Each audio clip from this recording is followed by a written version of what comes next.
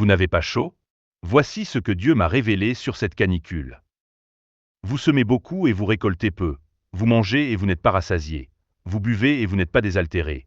Vous êtes habillés et vous n'avez pas chaud. Le salaire de celui qui travaille tombe dans un sac percé. Voici ce que dit l'Éternel, le Maître de l'univers. Réfléchissez attentivement à votre conduite. Montez sur la montagne, apportez du bois et construisez le temple.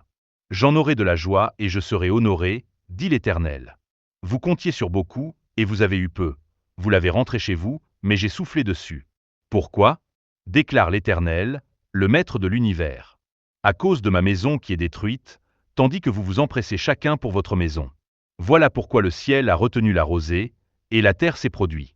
J'ai appelé la sécheresse sur le pays, sur les montagnes, sur le blé, sur le vin nouveau, sur l'huile, sur les produits du sol, sur les hommes et sur les bêtes, sur tout le travail de vos mains.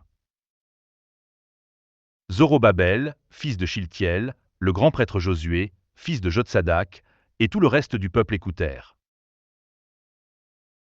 la voix de l'Éternel, leur Dieu, et les paroles du prophète Haggé, conformément à la mission que l'Éternel, leur Dieu, lui avait confiée. Et le peuple fut saisi de crainte devant l'Éternel. Haggé, le messager de l'Éternel, dit au peuple d'après l'ordre de l'Éternel: Je suis moi-même avec vous, déclare l'Éternel.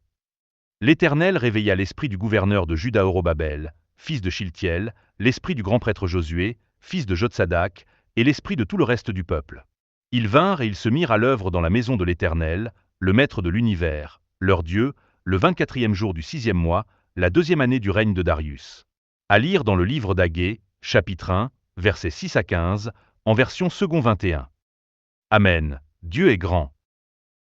Alors j'ai demandé à Dieu: Saint-Esprit, dois-je partager cela sur Internet? Et il m'a encouragé à le faire. Soyez forts et courageux. N'ayez pas peur. Ne soyez pas effrayés devant le roi d'Assyrie et les troupes nombreuses qui sont avec lui. En effet, il y a une puissance plus grande avec nous qu'avec lui. Amen, à lire dans 2 Chroniques 32 verset 7. Moi aussi. J'ai passé ces derniers temps à me concentrer sur moi, sur mes projets, mon business, à courir après les petits profits. Cette semaine Dieu a dit stop, c'est terminé. Et ce message a sonné comme le coup d'éclat d'un père qui veut prévenir sa fille que sans lui cela ne sert à rien. Si, comme moi, tu as fait passer le royaume de Dieu, ton ministère, les âmes qui ont besoin d'entendre ton témoignage au second plan. C'est peut-être ta dernière occasion de faire passer Dieu en premier. Prie avec moi. Père céleste, merci pour ta parole vivante.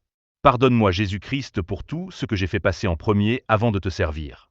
Je renonce à mes projets pour m'occuper de ton temple, de ton peuple, de la moisson des âmes qui est prête. Purifie-moi par ton sang précieux, Jésus-Christ, de toute pensée qui me distrait de ma mission. J'ai confiance en toi, je ne manquerai de rien car c'est toi qui me donnes mon salaire selon ta richesse avec gloire. Je renonce aux projets d'entreprise, à toutes ces idées d'acheter, de vendre, aux petits et grands bénéfices.